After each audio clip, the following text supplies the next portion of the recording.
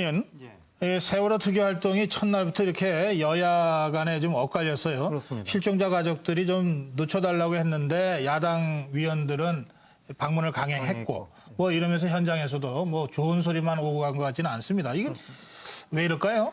세월호 국정조사 특위에 구성될 때부터 지금 진통이 있거든요. 그 증인 선택 문제 가지고 그 예. 날밤을 새가면서 겨우 그랬죠. 구성했는데 예. 첫 번째 일정마저 이런 식으로 어긋나면은 도대체 정치인들은 뭘 하고 있었느냐. 이 세월호 참사의 원인도 물론 정치인들의 책임이 많거든요. 여러 가지 네. 법이라든가 뭐 이런 것도 제대로 지연시키고 했던 것들이 많은데 국민을 많이 실망시키고 있는 것 같습니다. 지금 뭐 선거를 이틀 앞두고 있어서 어떻게든 이 문제에 대해서 여야가 그렇습니다. 뭐 조금 더 유리한 방향으로 뭘 좀 하려고 할 것 같아요. 속내가. 그렇지만 세월호 참사와 같은 국가적 참사를 조사하기 위해서 국회가 특위를 만들어 놓고 첫날부터 이렇게 여야가 엇갈린 행보를 보인다. 뭐 하여튼 보기 좋지 않습니다. 예. 이제 저 지방선거를 좀 짚어봐야 되겠는데요. 강석진 평론가, 이택수 대표, 소정수 평론가 이렇게 세 분 나오셨습니다. 어제 그제 5월 30일, 31일 이틀간에 걸쳐서 사전 투표가 실시됐는데 투표율이 11.49%입니다. 이택수 대표. 네. 이거 투표율 굉장히 높죠? 예, 예상보다 높습니다. 10%에 육박하지 않겠느냐라고 했는데 11%를 훌쩍 넘는 사전. 야, 이거 어떻게 분석하고 계세요? 일단 뭐 이 자체만 봐서는 20대, 50대가 공이 지금 양쪽 집단에서 높게 나타났기 때문에 20대와 50대, 네. 60대. 예. 네. 60대도 12.22%. 네. 20대 이하는 15.97%. 그렇습니다. 예. 그래서 3, 40대가 또 낮게 나타났다는 점에서는 야권에서는 엄살 작전으로 나오는 거고요. 또 5, 60대가 뭐 생각보다는 평균치보다 많이 높지 않았기 때문에 또 여당에서는 엄살 작전으로 지금 우리 자료에도 앵그리맘의 투표율이 가장 낮다. 지금 저렇게 나옵니다.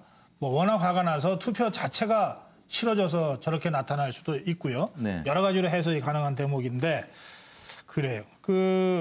강석주 평론가는 저 투표율, 사전 투표가 상당히 높게 나타났다는 것하고 네. 세대별 투표율이 좀 차이를 좀 많이 보이고 있거든요. 네네. 어떻게 보세요?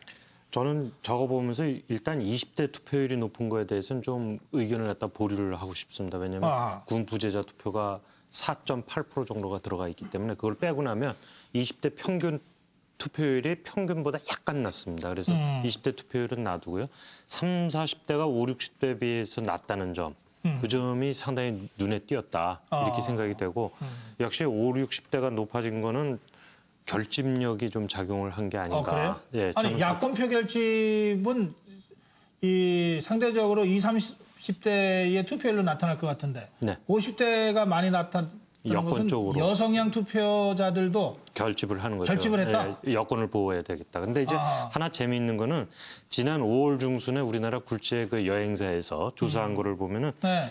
충분히 지금 해외여행을 가려고 그런다. 예약률이 충분히 높다. 예년보다 많이 갈 것이다. 이번에 징검다리 연휴예요? 네. 6월 4일 투표 날이 4일. 공식적인 네. 공휴일이니까? 네. 5일만 쉬면 금요일, 6일, 7일, 5일이 8일. 금요일인가요?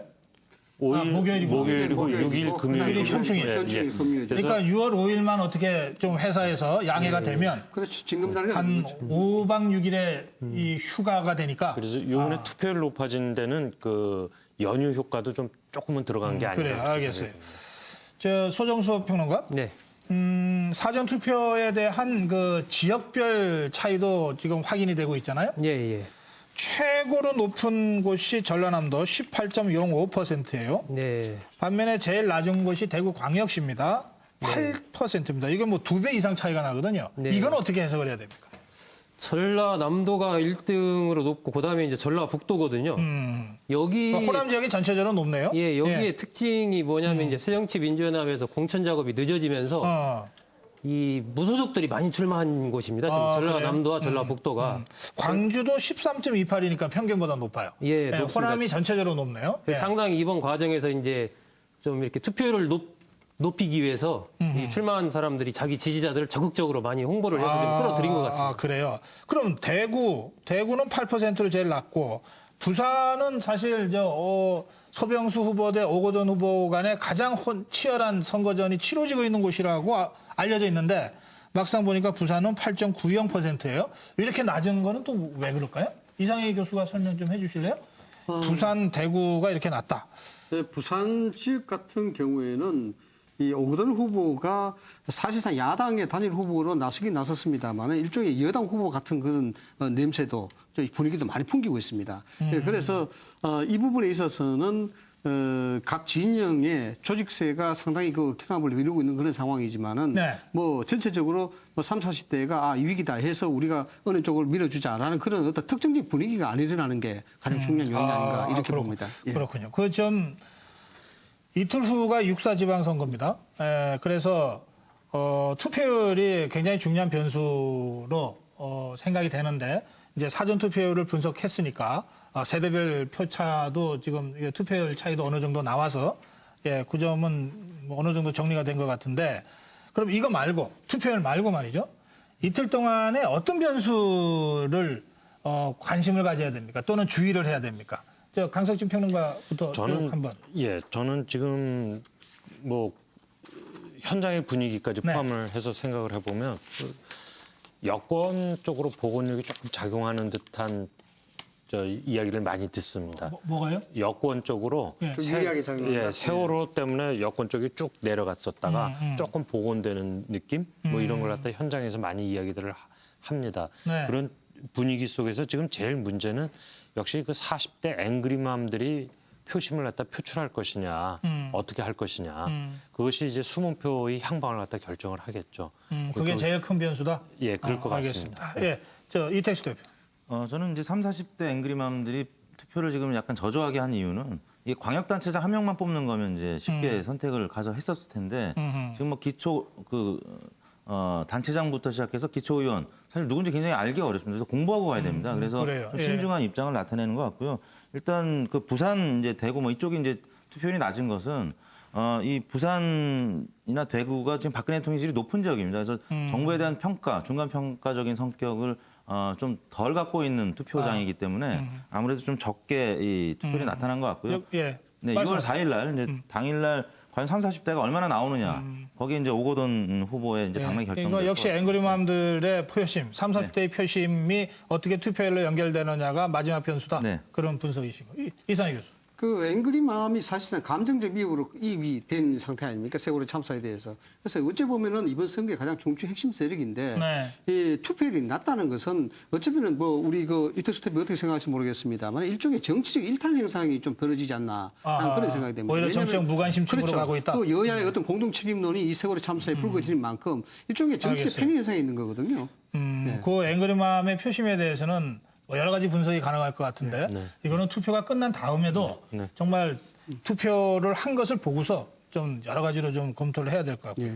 자, 소정수 평론가는 그 밖에 어떤 변수가 있다고 보십니까? 저는 역시 가장 중요한 것은 지금 야권표는 어느 정도 결집될 만큼 많이 결집이 됐다라고 보고요.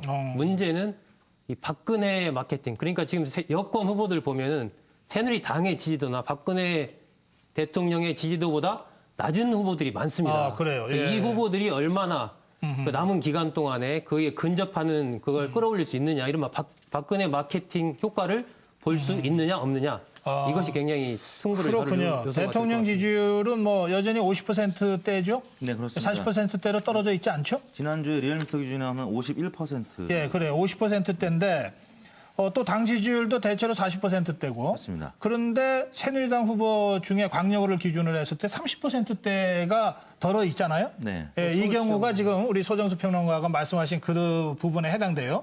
그래서 어떻게 이른바 마케팅을 적절하게 할 것이냐. 남은 이틀 동안에 이게 마지막 변수가 될 수 있다. 그래서 저는 지금 그 대목에서 지금, 하나 이제 더 네. 말씀드리고 싶은 게 과거 경험을 보면 김영삼 대통령, 김대중 대통령이 집권 2년차 지지도가 네. 지금 비슷합니다. 박근혜 대통령 아하, 지지도와 예. 노무현 대통령이나 이명박 대통령보다는 훨씬 높아요. 그래요. 그렇다면 야권에서 이걸 너무 어떤 정권 심판론, 세월호 심판론이라는 반사이익을 지금 너무 기대하고 있는 거 아니냐. 아하. 뭔가 좀 적극적인 이 비전을 주는 쪽으로 그렇군요. 적극적인 운동이 필요하지 않나. 지금 말씀하신 그 대목이 아까 강석희 평론가가 말씀하신 대로 이게 그 약간 좀 여당 쪽으로 민심의 분위기 반전이 있는 것 같다. 이렇게 말씀하신 대목하고도 좀 연결해서 이렇게 지금 그 이해할 수 있는 전략들도 대목에. 약간씩 달라지고 있지 않습니까? 대구 같은 경우에는 이미 현수막을 통해서도 뭐 많이 알려졌습니다만 박근혜 대통령 구하자 이런 식으로 가거든요. 그 박근혜 대통령이 가지고 있는 독특한 팬덤 현상 뭐 그런 것들도 상당히 문제가 영향이 되리라고 봅니다. 그래요. 그래서 야당은 뭐 반박근혜에 편승하는 식으로는 마지막 전략을 짜는 것이 현명하지 않은 것 같다. 이런 말씀이시기도 해요. 또 여당 입장에서 어떻게 대통령의 안정적 국정 운영과 자신의 그 이 후보 이 경쟁력을 결합시킬 거냐고 하는 숙제를 잘 푸는 사람이 조금이라도 유리할 거다. 이제 이런 조언이시기도 한데.